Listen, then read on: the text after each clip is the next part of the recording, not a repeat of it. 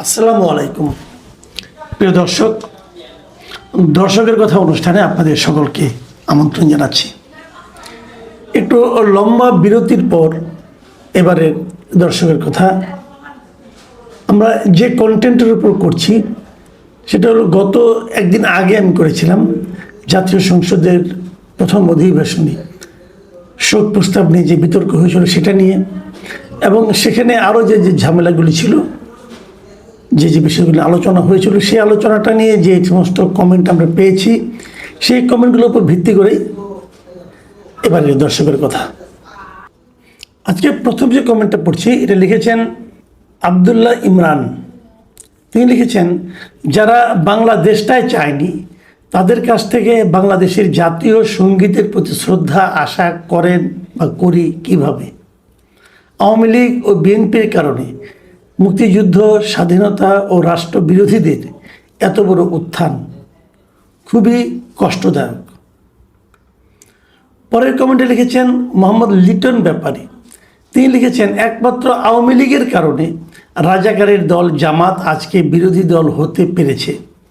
আওয়ামী লীগ যদি 2024 সালের 7 জানুয়ারি নির্বাচন অন্তত সুস্থ করত তাহলে হয়তো আজকে আওয়ামী লীগ বিরোধীদের দলে থাকতো, কিন্তু দেশ ছেড়ে পালাতে হতো না। জামাত আজকের বিরোধী দল হতে পারত না। দেখেন মিস্টার লিটন ব্যাপারে আপনার এই যে অবজারভেশন, আপনার এই যে উপলব্ধি, এই উপলব্ধিটা একদম যে মানে ভিত্তিহীন তা কিন্তু আমি বলবো না, কিন্তু এর বাইরেও আরও অনেকগুলো কারণ আছে। কেবল নির্বাচনটাই মূল কারণ ছিল না, নির্বাচনের বাইরেও বিগত 17 বছর আওয়ামী লীগ যেভাবে দেশ শাসন করেছে সেখানে অনেকগুলি বিষয় ছিল যে কারণে তাদের নেতৃবৃন্দকে দেশ ছেড়ে পালাতে হয়েছে। তারপরেও আপনার এই মন্তব্যটা কিন্তু এটাও কিন্তু একটা অন্যতম প্রধান কারণ। এর পরের কমেন্টে লিখেছেন অনামিকা দেবনাথ। তিনি লিখেছেন, আসেন আমরা হাসি, মন খুলে হাসি, বুকে পাথর চাপা দিয়ে হাসি। আমার 71 আজ কলঙ্কিত, এত কষ্ট হচ্ছে, মনে হচ্ছে আমার অঙ্গহানি হয়েছে, এগুলো দেখার জন্য বেঁচে থাকতে হবে। আবু সাইদ লিখেছেন, 1400 মানুষের খুনি সহযোগীর থেকে জাতীয় সঙ্গীত বড় হয়ে গেল। আবু সাইদ সাহেব, আপনার এই প্রশ্নটার আমি একটু জবাব দিই। আপনি যেটা বলতে চেয়েছেন যে রাষ্ট্রপতির ভাষণ তারা যে উপেক্ষা করেছে, বয়কট করেছে, এই কারণে যে রাষ্ট্রপতি 1400 খুনির সহযোগী। কিভাবে ভাই? উনি যদি 1400 খুনের সহযোগীর কাছে আপনি যদি শপথ নিতে পারেন, 1400 খুনের সহযোগীর কাছ থেকে আপনি যদি নির্বাচনের জন্য আদেশ নিতে পারেন এবং তার আদেশের ভিত্তিতে যদি নির্বাচন হতে পারে, সেই নির্বাচনে যদি আপনি বিজয়ী হয়ে সংসদে যেতে পারেন, এত দূর পর্যন্ত 1400 মানুষের খুনি সহযোগীকে আপনি সহ্য করতে পারলেন, আর যেটা নাকি সাংবিধানিক একটা দায়িত্ব নিয়ে এখানে পড়বেন সেটা আপনাকে সহ্য হচ্ছে না কেন? তাহলে আবার উল্টা দিক থেকে বলি, এই 1400 মানুষের খুনি সহযোগী যাকে আপনি বলছেন তাকে এখানে ভাষণ দেওয়াটা তো আপনারা 77 জন সহ্য করছেন না, কিন্তু 212 জন তো সহ্য করছে, 213 জন তো সহ্য করছে। তারা কীভাবে সহ্য করছে তাহলে? তো এই যে বিষয়গুলো আছে না, এত সুইপিং কমেন্ট করা ভাই ঠিক না। রাষ্ট্রপতি, আমাদের দেশে রাষ্ট্রপতির সাংবিধানিকভাবে তার তেমন কোনো ক্ষমতাই নাই। উনি রাষ্ট্রপতি ছিলেন হাসিনার আমলে, উনি চাইলেই কি হাসিনার বিরুদ্ধে কোনো সিদ্ধান্ত নিতে পারতেন? কোনো রাষ্ট্রপতি, এই যে এখন রাষ্ট্রপতি আবার হাসিনার বিরুদ্ধে বলতেছেন, এখন কিন্তু উনি বিএনপি সরকারকে সহযোগিতা করছেন। রাষ্ট্রপতির কোনো উপায় নাই যে ওই সময়ের সরকারকে সহযোগিতা করা ছাড়া, এটাই নিয়ম। এই নিয়মের বাইরে গেলে যাওয়ার সময় এখন তো যেতে পারছে না। উনি যদি আওয়ামী লীগের সহযোগী হয়ে থাকেন, খুনির সহযোগী হয়ে থাকেন, ফ্যাসিস্টের সহযোগী হয়ে থাকেন, এখন তো কালকে দেখলাম যে উনি নিজেই বললেন যে আওয়ামী লীগ একটা ফ্যাসিস্ট শাসন ছিল। তাহলে কমেন্ট ভালো, বাট তারপরে মনে করি যে একটা অযৌক্তিক কাজে সাপোর্ট করা কঠিন। মাসুদ আলম লিখেছেন, আসসালামু আলাইকুম জনাব মাসুদ কামাল ভাই, আজকে রাষ্ট্রপতির ভাষণ শুনলাম, এটা কি আওয়ামী রাষ্ট্রপতি? মনেই হয় না। উনি তো বিএনপি, জামাত ও এনসিপি রাষ্ট্রপতি হয়ে তাদের গুণ কীর্তন করছেন। আজ তার ভাষণে ক্লিয়ার হয়ে গেছে সে অনেক কথা। মাসুদ আলম সাহেব, আপনাকে আর আমি কথা বলি, একটু আগে যে কথাটা বললাম ওটি আপনি শুনেন। আসলে আগে রাষ্ট্রপতি যখন কেউ হয় তখন সে আর কোনো দলের থাকে না, তাকে নির্দলীয় হয়ে তারপরে রাষ্ট্রপতি হতে হয়, এটাই নিয়ম। সেই হিসেবে উনি তো আওয়ামী রাষ্ট্রপতি না, উনি বিএনপি রাষ্ট্রপতিও না। যারা বিএনপি যদি আগামীতে অন্য কোনো একজন রাষ্ট্রপতিকে বানায় আইন অনুযায়ী, নিয়ম অনুযায়ী, নীতি অনুযায়ী, নৈতিকতা অনুযায়ী, তিনি কিন্তু বিএনপি রাষ্ট্রপতি হবেন না। রাষ্ট্রপতি হবেন পুরো দেশের, এবং উনি হবেন নির্দলীয় ব্যক্তি। কাজে তার কাছ থেকে আওয়ামী চিন্তা আশা করাটাও তো আমি মনে করি এক ধরনের দলীয় সংকীর্ণতা ছাড়া আর কিছু নয়। রহমত খান লিখেছেন, মাসুদ কামাল ভাই আপনি তো বিএনপি জামাতের দোসর হিসেবেই দাওয়াত পেয়েছেন। তাহলে ওখানে যারা দাওয়াত পেয়েছিল সবাই কি বিএনপি জামাতের দোসর? ওখানে তো অনেককে দেখেছি আমি। প্রথম হলো সম্পাদক গিয়েছিলেন, উনিও জামাতের বিএনপি জামাতের দোসর ছিলেন। দেখেন ভাই, এখানে সমাজের অনেকেই দাওয়াত পায়। যারা আওয়ামী লীগ করে না, যারা আওয়ামী লীগের বাইরে, তারা কি সব বিএনপি জামাতের দোসর নাকি? তাহলে তো দেশে বিএনপি জামাতের দোসরের সংখ্যাই বেশি। মানে একটু অতি সরলীকৃত সিদ্ধান্ত হয়ে গেল ভাই। আমি একজন সাংবাদিক হিসেবেই সেখানে দাওয়াত পেয়েছি।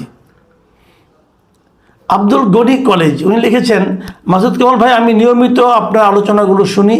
আমার জানার একটি প্রশ্ন, আশা করি আপনি উত্তর দিবেন। প্রশ্নটি হলো, আজকের সংসদ অধিবেশনে ডক্টর খন্দকার মোশাররফ হোসেনের সভাপতি, সেটা কোন আইনে হলো? ভাই আমি নিজেও জানি এটা কোন আইনে হলো। এটা কোনো আইনের মধ্যে পড়ে বলে আমার মনে হয় না। আমি যতটুকু বুঝি যে এই ধরনের সংসদের প্রথম অধিবেশনে সভাপতি করবেন পূর্ববর্তী সংসদে যিনি স্পিকার ছিলেন তিনি, এবং যদি তিনি কোনো কারণে সভাপতি করতে না পারেন এবং উনি যদি পদত্যাগও করেন তবুও তিনিই করবেন, এটাই নিয়ম। এবং উনি যদি কোনো কারণে না করতে পারেন, শারীরিক অসুস্থতা অথবা মৃত্যুজনিত কারণে, তাহলে ডেপুটি স্পিকার করবে। ডেপুটি স্পিকার বাংলাদেশে কে ছিলেন? শামসুল হক টুকু সাহেব। উনি কোথায়? উনি জেলে আছেন, কিন্তু উনি কনভিক্টেডও না, উনি কিন্তু অপরাধী সাব্যস্ত হন নাই। তাহলে ওনাকে এনে করা যেত, ওনাকে জামিনে এনে অথবা ওনাকে প্যারোলে এনে ওনাকে দিয়ে সভাপতিত্বের কাজটা করানো যেত, কিন্তু সেটা করা হয়নি। আমি মনে করি এটা একটা মন্দ দৃষ্টান্ত হিসাবে পরবর্তী সময়ে থেকে যাবে।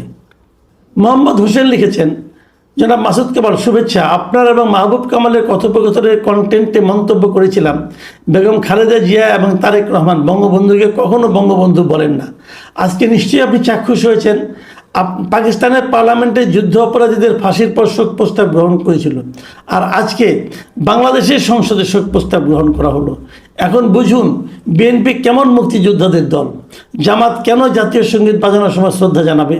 তারা তো এই জাতির সঙ্গীতকে ধারণ করে না, তারা এই সঙ্গীত পরিবর্তন করতে চায়।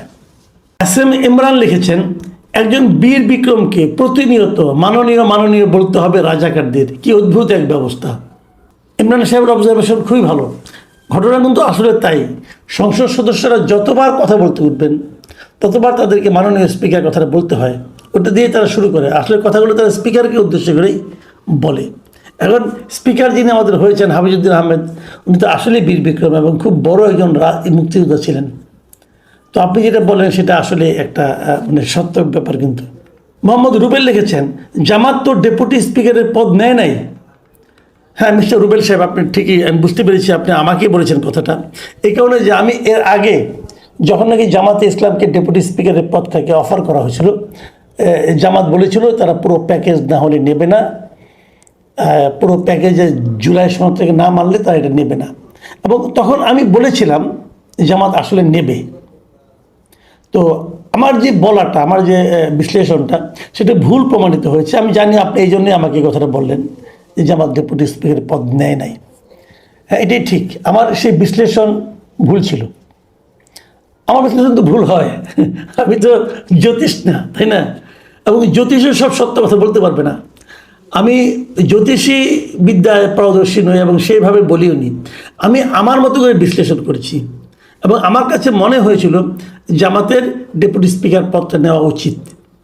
জামাত নেয়নি, জামাতের হিসাব, যেমন জামাত 91 সালে যখন তারা ক্ষমতায় আসে, জামাত তো ক্ষমতায় আসেনি, তখন 91 সালে বিএনপি এসেছিল।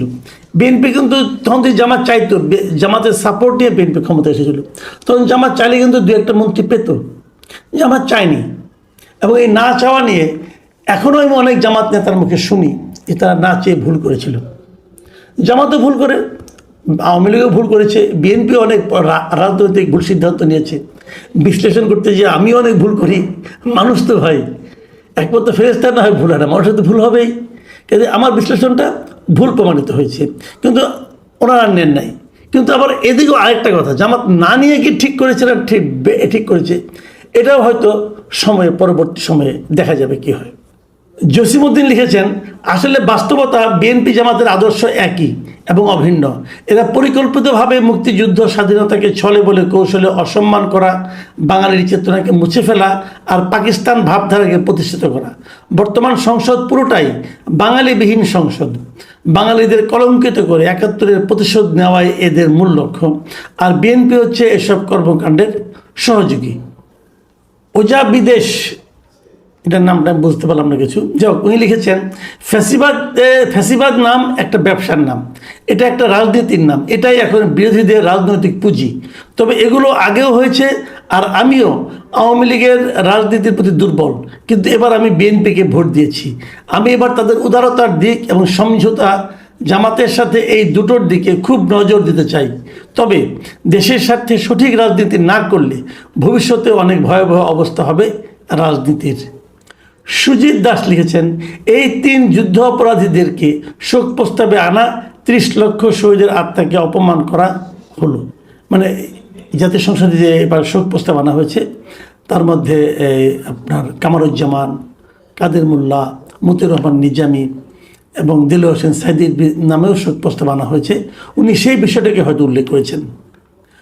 তপন দেওয়ানি লিখেছেন, নুরুল মজিদ হুমায়ুনেরও শোক প্রস্তাবের তালিকায় থাকা উচিত ছিল নাকি? হ্যাঁ ভাই, আমি মনে করি ছিল।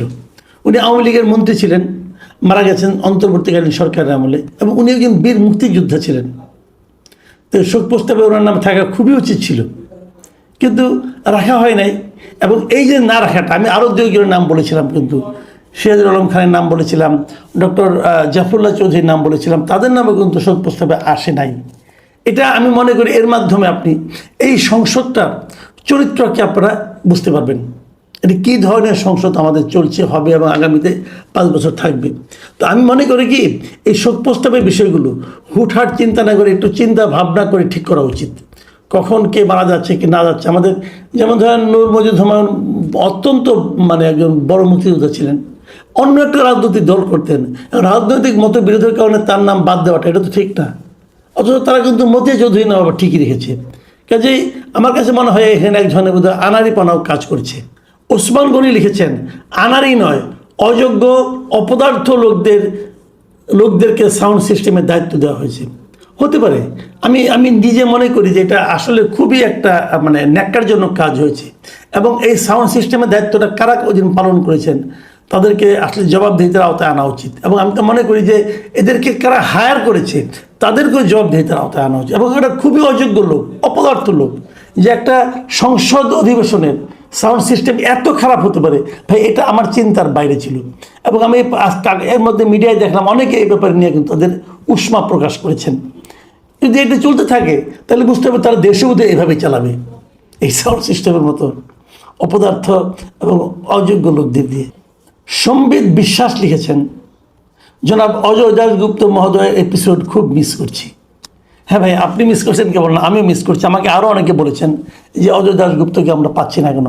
না পাওয়ার কারণ হল উনি তো সিডনিতে থাকেন, অস্ট্রেলিয়াতে। উনি গত কয়েকদিন অস্ট্রেলিয়াতে ছিলেন না।